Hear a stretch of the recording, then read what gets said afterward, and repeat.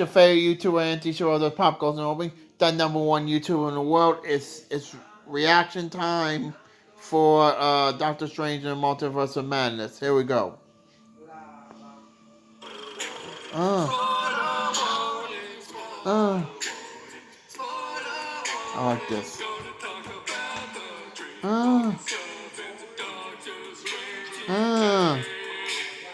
Hello everyone, how's it going? It's been a minute since I've done any reviews, so please pardon my rust here as I try to start this whole thing up once again. Let's see. You want to talk some multiverse of madness? Then let's get to it! Multiverse of madness. Not so much about a multiverse of madness, but a mom that's gone mad using the multiverse. Multiverse of madness. It's mom. Doctor Strange versus mom. All right. Doctor Strange, Multiverse of Madness, directed by Sam Raimi, the Evil Dead Spider-Man OG steps up to the plate and says, "You want a Marvel movie? I'll give you a Marvel movie like you've never seen." That was like him hitting the ball with the bat, like hitting a home run or something. I don't know. It's me being excited. Shapow!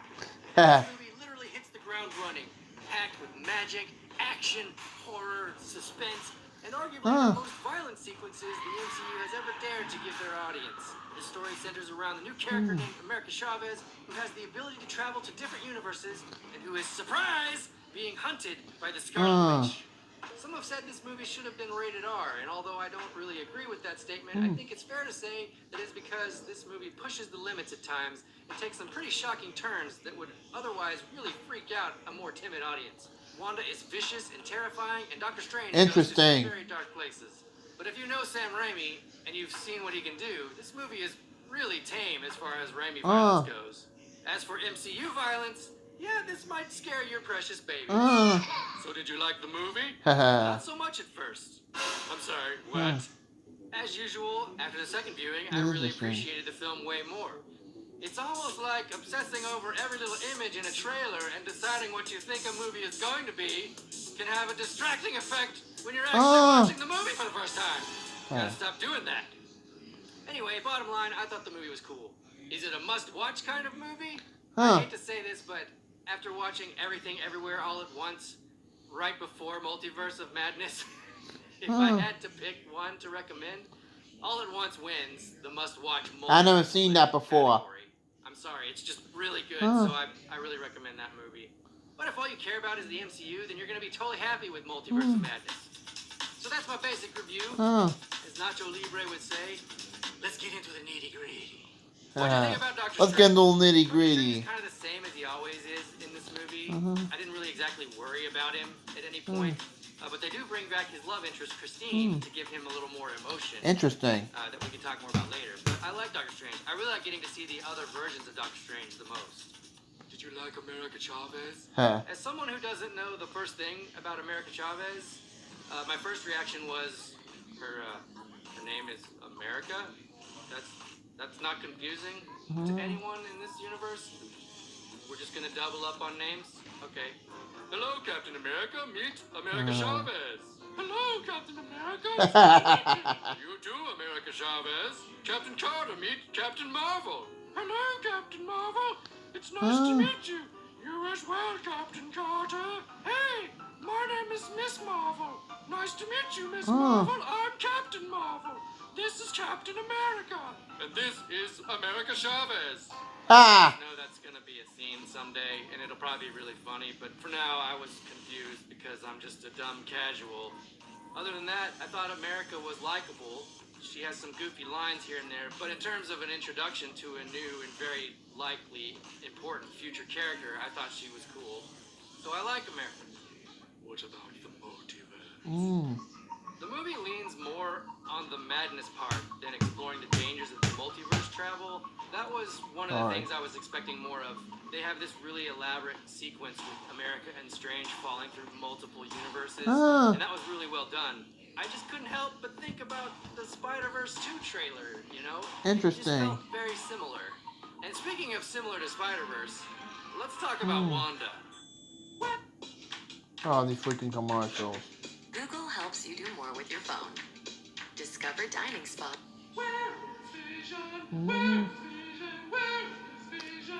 Someone please explain, because White Vision or any other Vision was nowhere to be seen in that movie. I just want to know, where's another Vision at? Back to Wanda. Wanda is pretty much right back where she started at WandaVision, except instead of ensnaring a bunch of people in a fake town, she's like roasting apple trees and becoming poisoned by the dark hole, which has poisoned her brain into thinking, if I can just take America Chavez, I can go live with these other boys.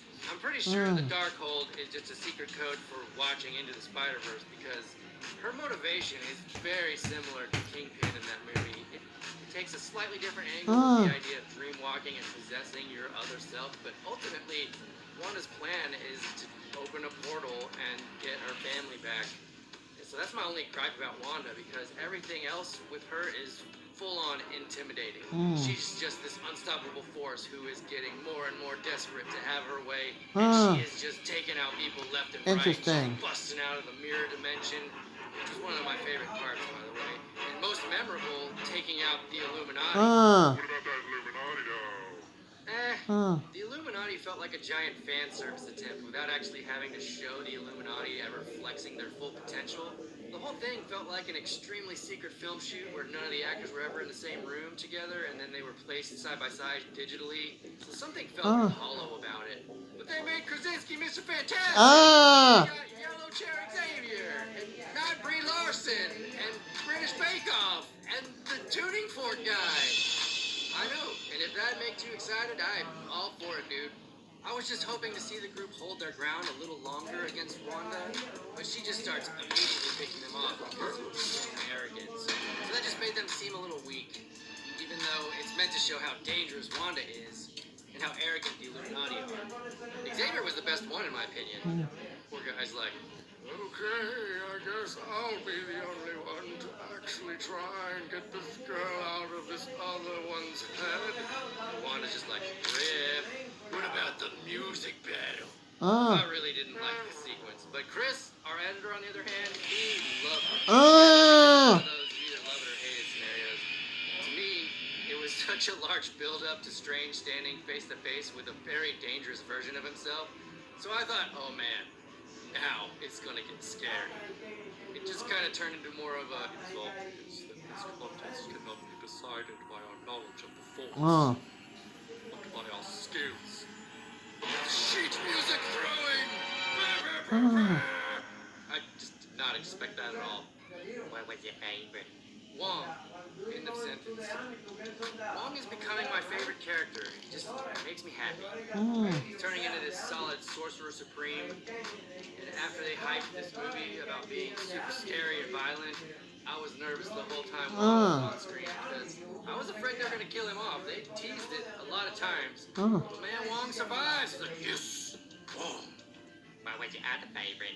Zombie Strange was my other favorite thing. I liked how he had to use Interesting. Dark to get back just to fight Wanda. So I thought that was a really clever reversal that I did not expect. But he also just looked so freaky.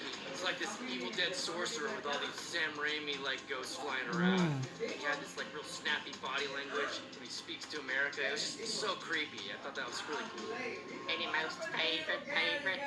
Bruce Campbell's It's Over! Absolutely cool. At first, I was really disappointed with the Bruce Campbell cameo because it was so short. You know, it was just like when they're walking away from him and he's punching himself, it was funny, but I was like, man, that's not it. And so, when they brought it back for the final credits, I don't remember laughing so hard at an MCU after credits bit. So, well done, after credits, people. Was there anything else you didn't like? Bad wigs, green screen shots, the two boys saying, Mom, come here, Mom. Please, come over here, Mom. Come over here, please.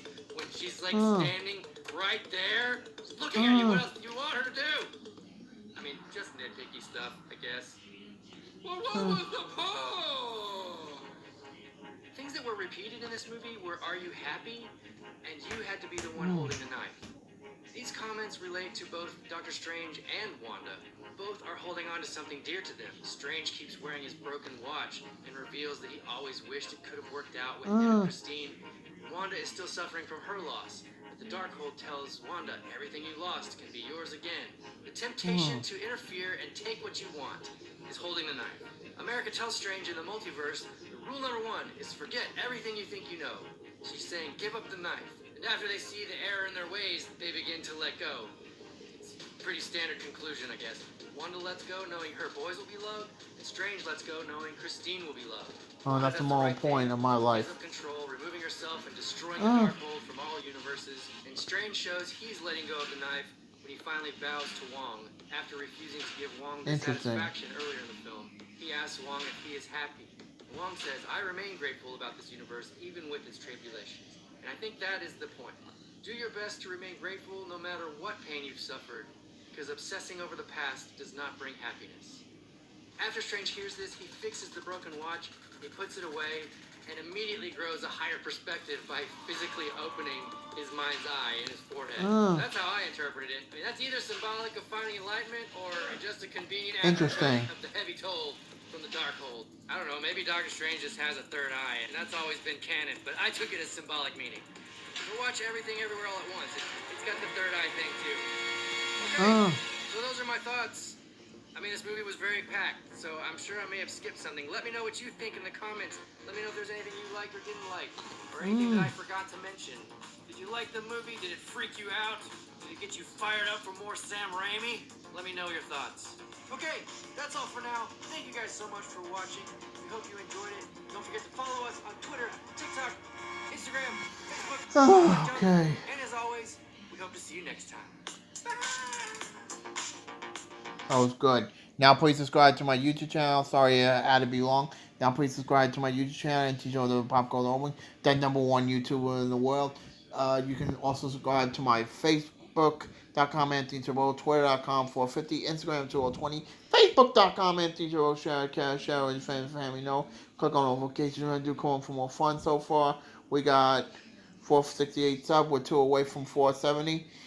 We're getting closer and closer to community tabs. Cannot wait. Now I'll be on a couple of days break. I just want to say happy 1 year anniversary to my good friend Maria the Dancing Queen. Now Maria the Dancing Queen does dance video wrestling.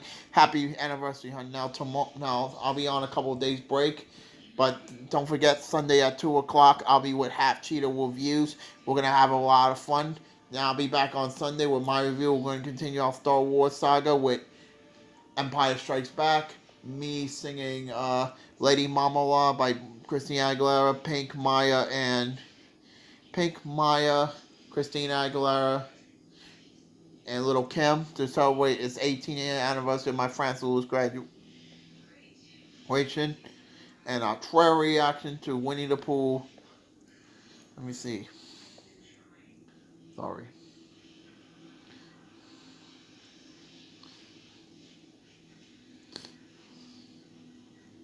About that. Winnie